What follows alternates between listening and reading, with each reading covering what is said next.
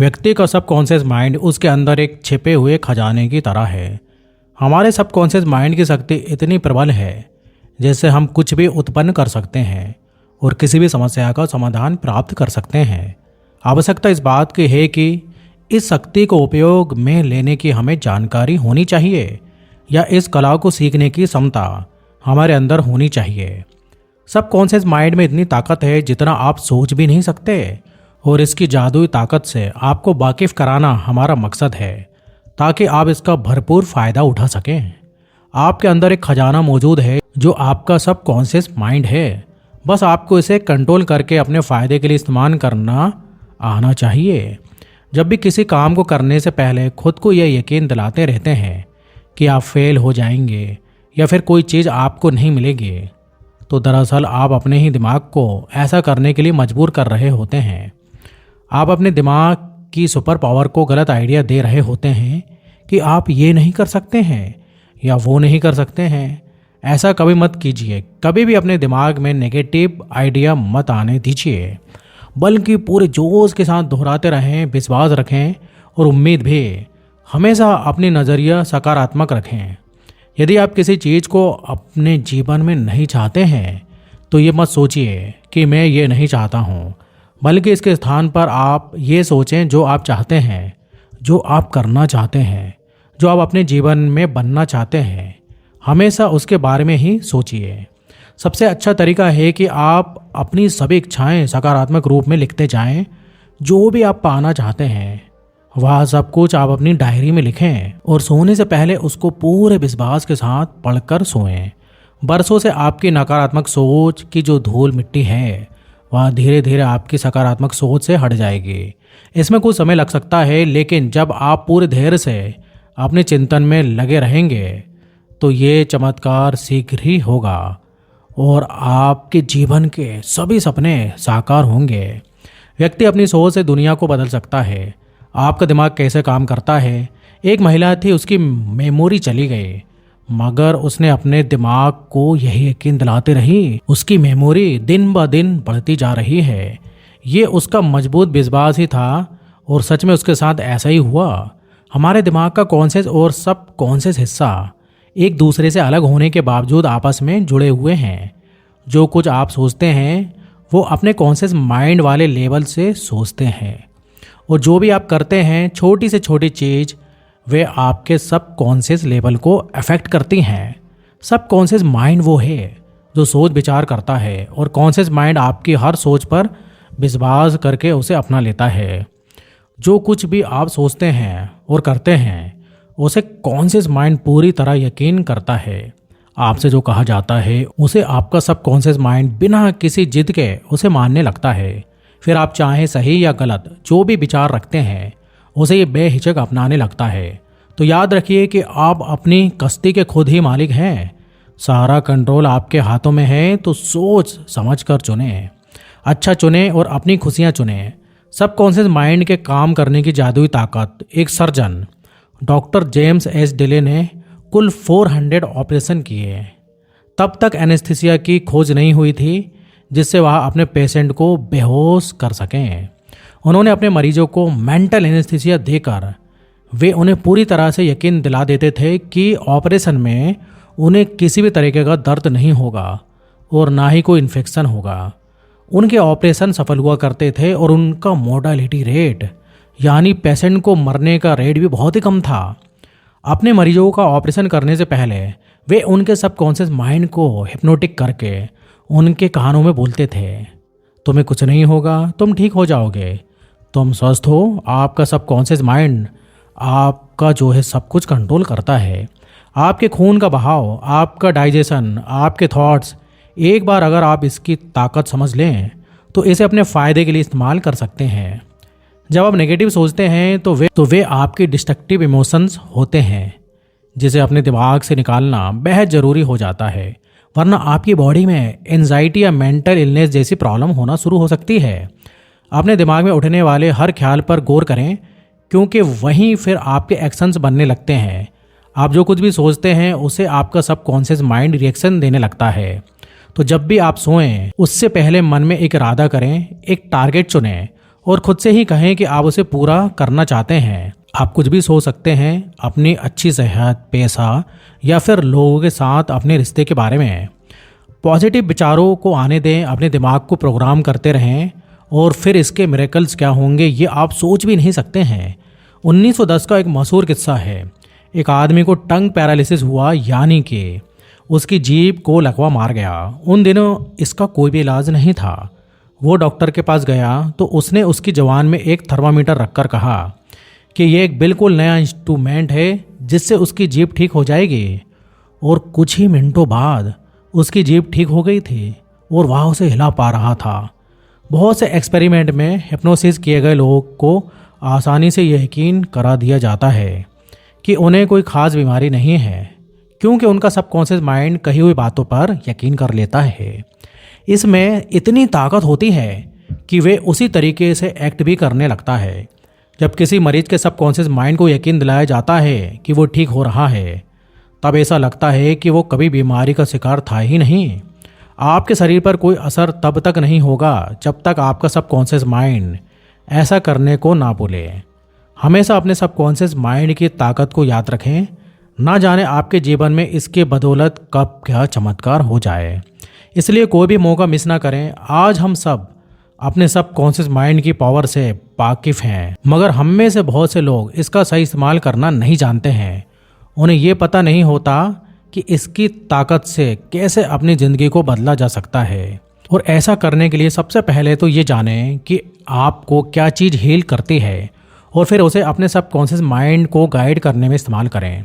दिमाग में कोई एक प्लान बनाएं, उसे काम करता हुआ देखें, फिर बुरे या नेगेटिव ख्याल ना आने दें और अपनी दुआओं पर यकीन रखें। जब गोल्डन गेट ब्रिज बना तो इंजीनियरिंग कंपनी के पास एक प्लान था। इस प्लान में पहली बार स्टेसिस एंड स्ट्रेस की बात कही गई थी जो ब्रिज पर पड़ सकती थी।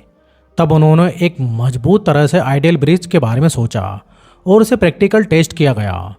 यह सारे स्टेप्स ऑर्डर में किए गए और कोई भी स्टेप पहले या बाद में नहीं अपनाया गया, वरना ब्रिज पूरी तरह नाकामयाब रहता। जिस तरह हमारी दुआएं सुनी जाती हैं, वे भी कुछ इसी तरह हैं। जो हमें मिलता है ना पहले ना बाद में, बिल्कुल सही वक्त पर मिलता है। कुछ चीज़ें पहले होनी होती हैं तो कुछ चीज़ें बाद में होनी होती हैं। इनमें से सबसे पहली टेक्निक है पास ओवर टेक्निक। सिंपल तरीके से अपने विचारों और इच्छाओं को अपने सबकॉन्शियस माइंड में रखते जाएं, ताकि आप किसी भी तरह की बीमारी दूर कर सकें। जैसे कि कोई छोटी सी लड़की जिसका गला खराब है और बुरी तरह खांस रही है, वो अगर खुद से मजबूत इरादे से कहे कि मेरी बीमारी जा रही है, ये दूर हो रही है, तो घंटे भर बाद ही सच में वो ठीक महसूस करने लगेगी। दूसरी सिंपल टेक्निक है विजुअलाइजेशन टेक्निक। आप विजुअलाइज करके अपने दिमाग में तस्वीर रच कर ऐसा कर सकते हैं जो आप चाहते हैं उसे हरदम ख्याल में रखें, या अपने सपने की फ़ोटो कार्डबोर्ड में लगा कर रखें। हर रोज़ उसे देखें। आखिर में आती है स्लीपिंग टेक्निक, जिसमें आप सो रहे होते हैं तो आपकी बॉडी का एफर्ट और स्ट्रेस कम होता है।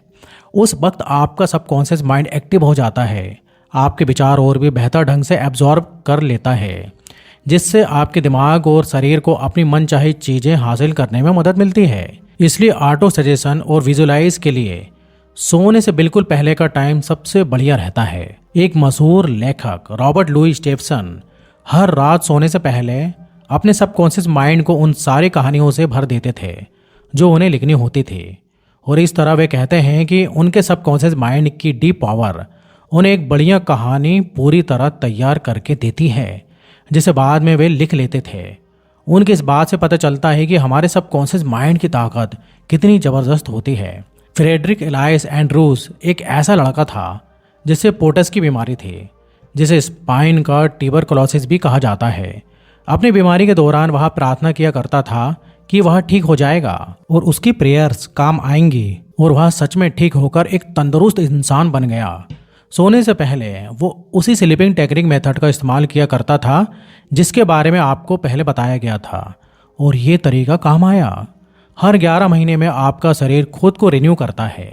अपने नेगेटिव विचारों को पॉजिटिव में बदलिए, क्योंकि यही स्ट्रीम ऑफ लाइफ है कि हम हेल्दी रहें, स्ट्रॉन्ग बने और बिना किसी नेगेटिविटी, डर, एंजाइटी और जलन की भावनाओं से दूर रहें, क्योंकि ये आपको बहुत सी बीमारियों का शिकार बनाती हैं।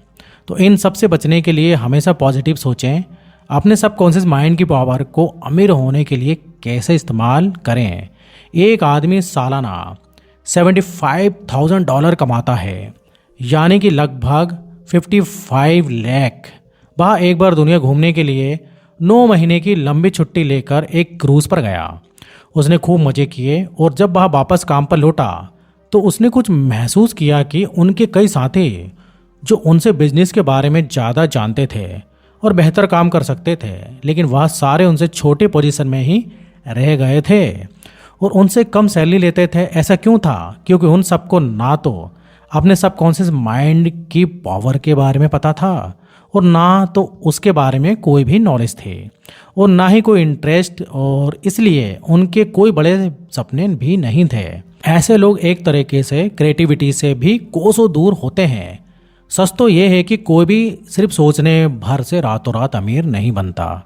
इसके लिए आपको सबकॉन्शियस माइंड में कुछ नए आइडिया सोचने होंगे, इसे मोटिवेट करना पड़ेगा, तभी तो ये आपको अमीर बनने में मदद कर पाएगा। सबसे पहले तो ये विचार दिलो दिमाग से निकाल कर फेंकें कि पैसा सब बुराई की जड़ है, क्योंकि जब इसे बुराई मानकर नफरत ही करेंगे तो इसे कैसे अपनी तरफ अट्रैक्ट कर सकते हैं। पैसे से नफरत करेंगे तो आपके हाथ कुछ नहीं लगने वाला। इसके बदले पैसे को अपना सबसे बड़ा दोस्त समझकर इसे प्यार करें। जो इसे सोचता है उसके दोस्त जब उससे ज़्यादा कमाते हैं तो उनका दिमाग नेगेटिव विचारों से भर जाता है। जिस चीज़ के लिए वो प्रे कर रहे होते हैं अब उसी को जो है खोजते रहते हैं। पैसा तो बस सफल होने की एक निशानी है, असली खजाना तो आपके दिमाग में छुपा है जो आपके विचार हैं। इसलिए पैसे की कभी भी बुराई ना करें।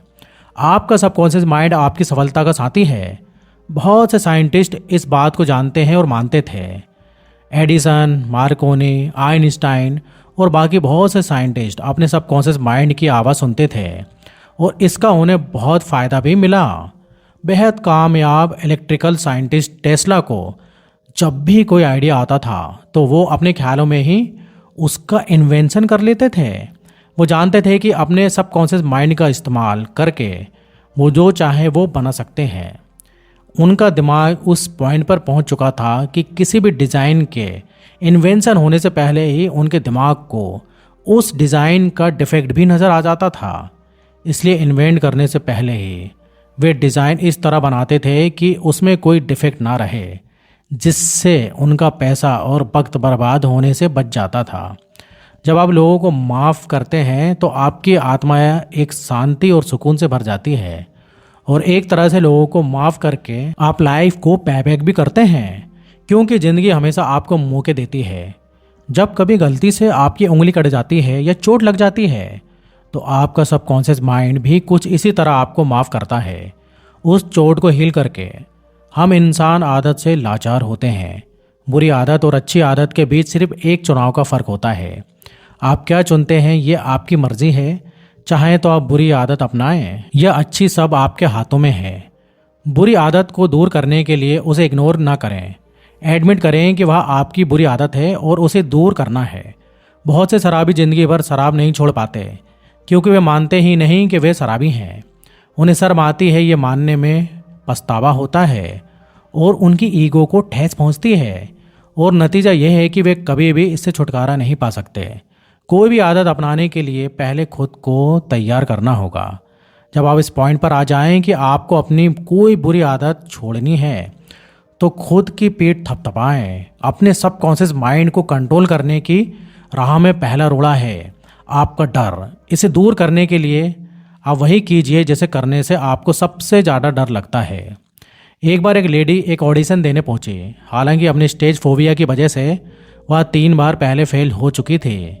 उसकी आवाज़ में जादू था, मगर उसके नेगेटिव ख्याल उसके सबकॉन्शियस माइंड पर जमे हुए थे और इसलिए हर बार स्टेज पर जाने के ख्याल से ही वह डर जाती थी। उसने उसका जो इलाज निकाला वो बेमिसाल था। वो खुद को दिन में 3 बार कमरे में बंद कर लेती थी। एक चेयर पर बैठकर रिलैक्स होकर वो अपनी आंखें बंद कर लेती थी।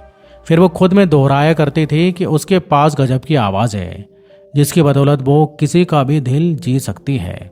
वो खुद से 10-10 बार कहती थी कि उसे स्टेज पर डर नहीं लगता। जिस दिन उसका ऑडिशन था उसके एक रात सोने से पहले उसने ये टेक्निक दोहराई और कमाल की बात है कि ये काम कर गई और वो ऑडिशन देने के लिए स्टेज पर चढ़ी, बहुत ही खूबसूरती से गाया और लोगों पर अपनी आवाज़ का जादू चला दिया। जब आप अपनी आंतरिक शक्तियों का प्रयोग करना सीख लेंगे तो आप भय की कैद से स्वतंत्र हो जाएंगे और सुखमय जीवन का आनंद लेंगे। तो आज के लिए बस इतना ही, फिर मिलेंगे नेक्स्ट वीडियो में। जब तक आप अपना ख्याल रखिए, धन्यवाद।